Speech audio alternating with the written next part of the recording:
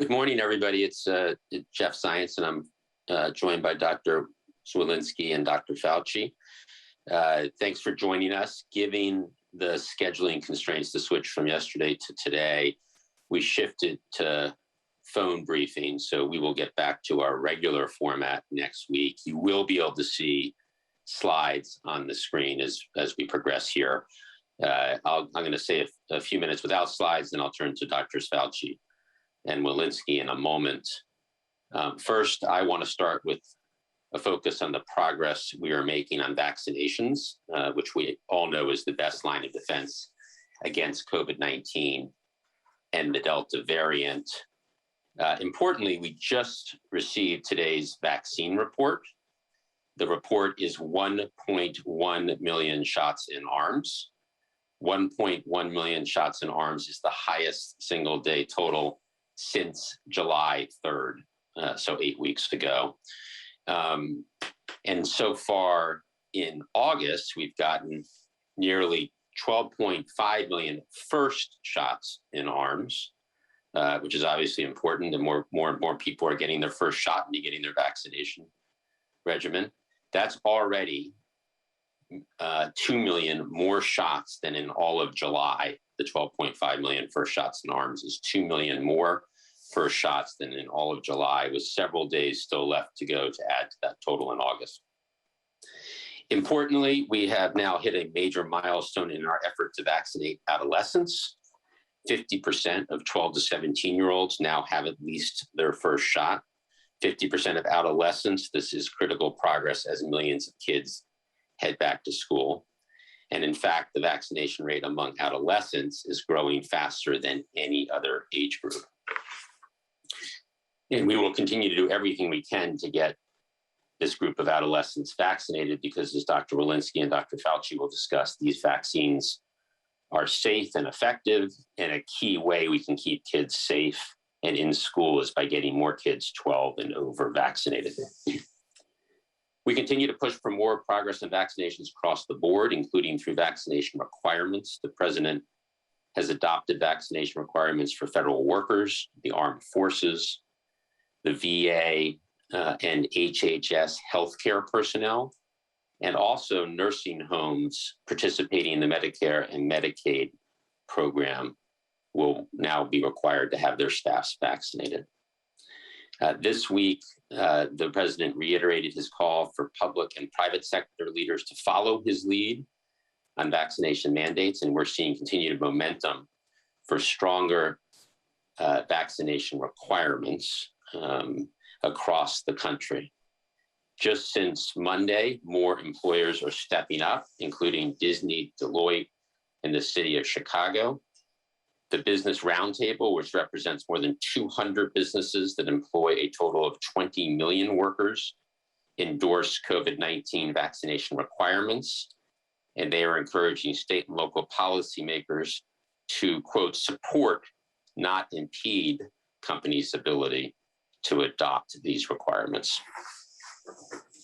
And just this week, nearly 50 colleges and universities, including the Ohio State University, one of the largest in the country, announced students, faculty, and staff will need to be fully vaccinated.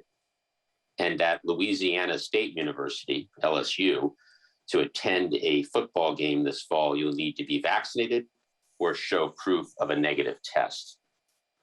Overall, 800 colleges and universities, more than 200 healthcare employers, large and small businesses across the country, and many state and local governments have all adopted vaccination requirements to protect students, healthcare personnel, patients, employees, and consumers. Together, these vaccination requirements add up to make a big difference, helping protect tens of millions of Americans at work, at school, in healthcare settings, and at sporting events. This is the power of Americans coming together, all of us doing our part to protect not just ourselves, but our families and friends, our neighbors and colleagues, our communities, and our country. We can't and we won't let up, and we need everyone to get the job done. So if you're an American who is not yet vaccinated, or if you're an employer who is yet to adopt vaccination requirements, we have a Very simple message. Get off the sidelines, step up and do your part. Individuals get vaccinated, employers adopt vaccination requirements. You have the power to protect your communities and help end the pandemic. With that, let me turn it over to Dr. Walensky. Dr. Walensky. Thank you, Jeff. Good morning, everyone. We'll begin with an overview of the data. Yesterday, CDC reported nearly 165,000 new cases of COVID-19. Our 7-day average is at about 142,000 cases per day. This represents an increase of nearly 3% from the prior 7-day average. The 7-day average of hospital admissions is about 12,000 per day, an increase of about 6% from the previous 7-day period. And the 7-day average of daily deaths has also increased to 864 per day, an increase of nearly 11% from the previous 7-day period. Today, I want to talk about children. As a mother of 3, I know how important it is for us to protect our kids and give them every opportunity to succeed. And this is why it is so important for us to get our children safely back in the classroom for in-person learning. While symptomatic and severe cases in children remain less common than in other age groups, we have seen increases in pediatric cases and hospitalizations over the last few weeks, which is likely the result of overall increases in community transmission generally, and more specifically, the Delta variant's increased transmissibility. It's human nature to protect our children above all else, and the best way to protect them is to get everyone who is eligible vaccinated and surround children who are not yet vaccine eligible with people who are vaccinated to effectively shield them from COVID harm. We also have clear, scientifically backed guidance that offers a framework for schools to open and remain open for a safe and healthy learning environment in this unprecedented academic year ahead. Evidence has repeatedly demonstrated that multi-layer prevention strategies, such as vaccination for all children and adults who are eligible, masks for all students, teachers, staff, and visitors, ventilation, cohorting, physical distancing, and screening testing, work to prevent the spread of COVID in schools. Schools should implement as many of these prevention layers as possible simultaneously. And this serves to protect our children, even if there are inevitable breaches in any single protection layer. Adding to this body of evidence, 2 studies will be published in today's MMWR that demonstrate the importance of consistent and correct use of these mitigation strategies, especially vaccination and universal masking. In the first report looking at COVID cases in Los Angeles County, we saw the power of layered prevention. School-associated cases remained lower than cases in the community because of prevention efforts. In schools with safety protocols in place, case rates in children and adolescents were about 3.5 times lower during the winter peak compared to rates in the community.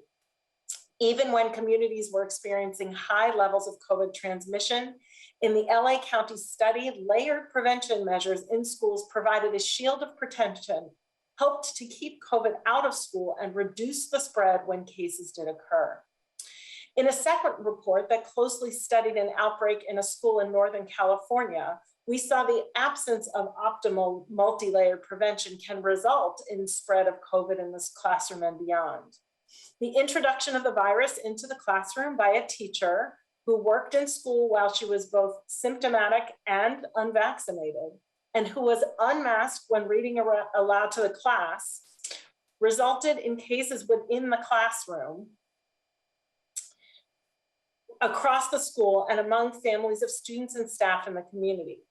We know how to protect our kids in school. We have the tools. This week, CDC released toolkits to help schools plan for and implement screening testing, and for parents to understand what they should be asking of, indeed expecting of their school systems to keep their children safe. Unfortunately, many schools have opted not to implement these recommended tools. We recognize and are closely following cases and hospitalizations in children at the same time as school reopening. In our outbreak investigations, large-scale quarantines or large number of cases are generally occurring in schools because schools are not following our guidance, particularly our recommendations for teacher as well as students aged 12 and over to be vaccinated and for everyone right now to be masked.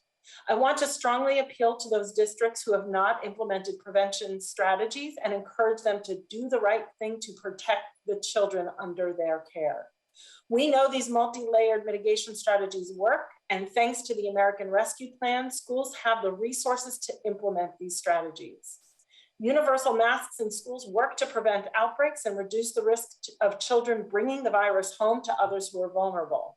This is not forever, this is for now. Good ventilation reduces the number of virus particles in the air and helps prevent transmission. This is not only true for COVID-19, but for all other respiratory viruses that will inevitably circulate throughout the school year. Vaccines work to prevent serious illness, hospitalization, and death. And when our children who are not yet eligible to be vaccinated are surrounded by vaccinated people, they are more protected.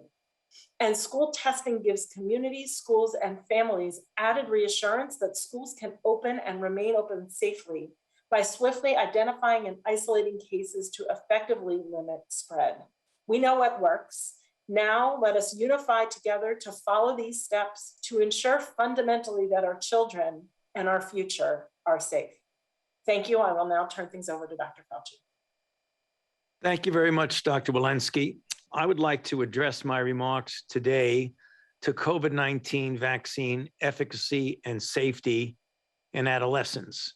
So let's first look at the efficacy of the mRNA vaccines in adolescents. As you could see, these two New England Journal of Medicine papers, on the left, the one from BioNTech, Pfizer, and the one on the right from Moderna. Note that both of these have essentially a 100% vaccine efficacy against clinically recognizable disease.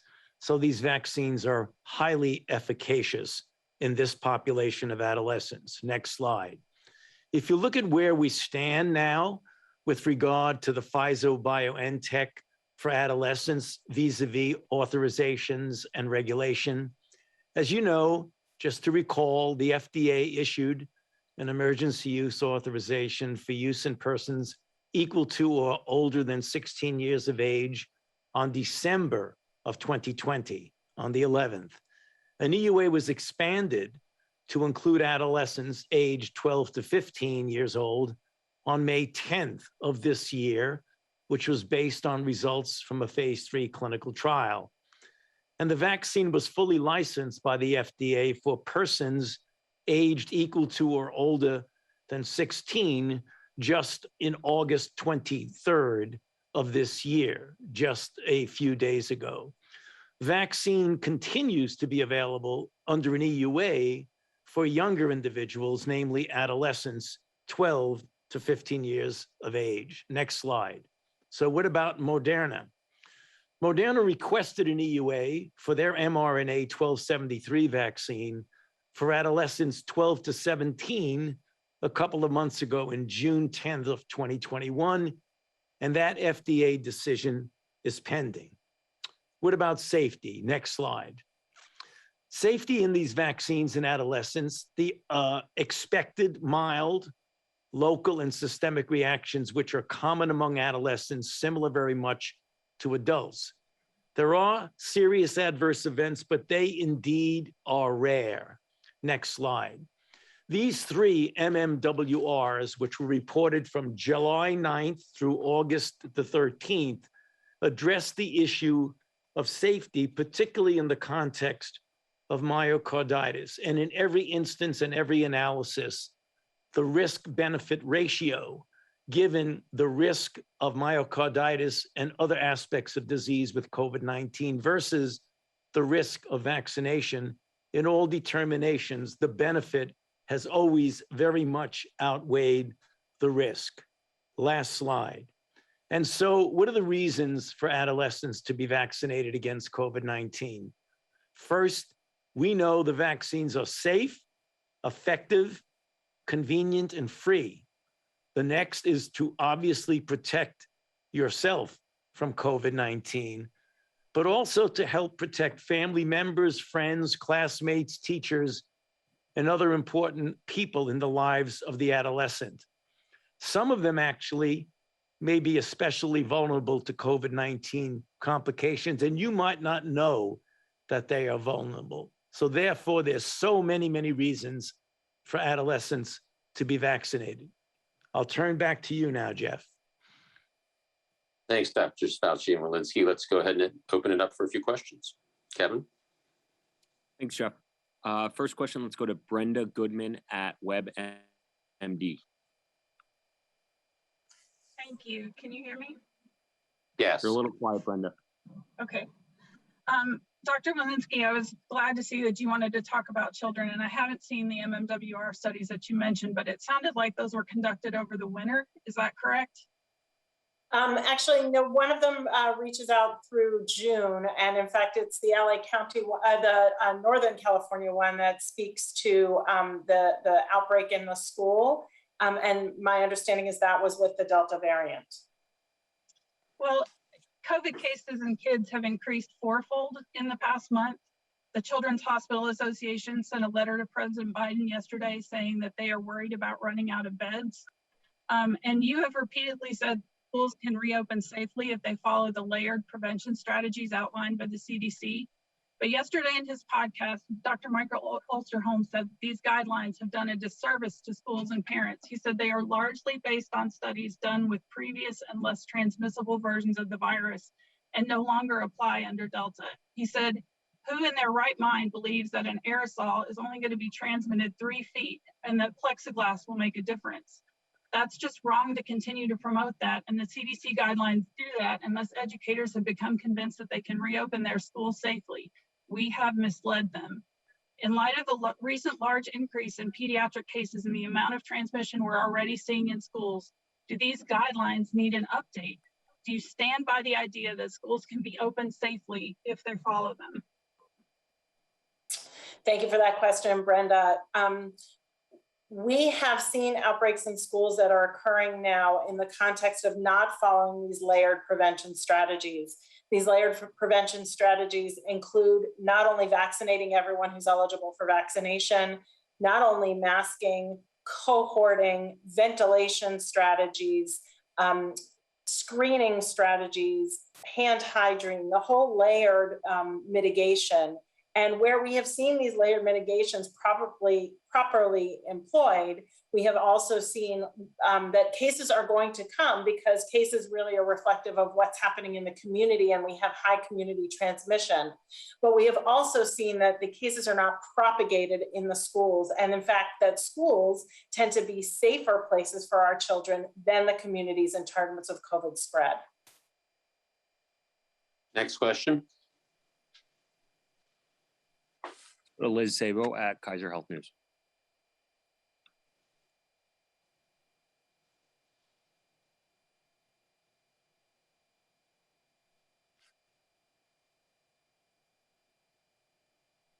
I don't think we're hearing Liz. No. All right, next question. Let's go to Tommy Christopher. Oh, hi, it's Liz. Hey, Liz. Okay. Hi, sorry about that. I had a question on the number of vaccinations.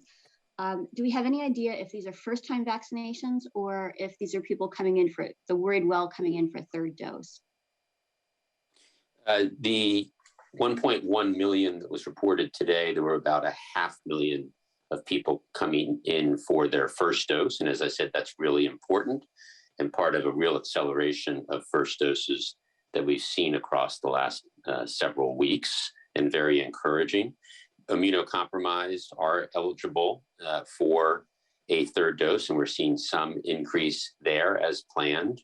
But the vast majority of the doses are first doses, and then people coming to complete their first dose 3 to 4 to 5 weeks later per the plan. So the vast majority of the doses are made up of first and second doses, but we are seeing some doses for those who are qualified for their third dose as they're immunocompromised. Next question. All right, Tommy Christopher. Hello. Yes. Thank you for the briefing. My question is sort of a 1.5 part question, really. The first half question being, I'm assuming that you still haven't received any guidance from the Justice Department on whether or not the federal government has the authority to institute a national mask mandate, but you can correct me if I'm wrong about that. And so my question is, for each one of you, just to be clear, if you had your druthers, would you prefer that every American be covered in some way by some sort of a vaccine mandate, be it local, state, employer, et cetera? So we have no plans or authority for I think what you called a national mask mandate.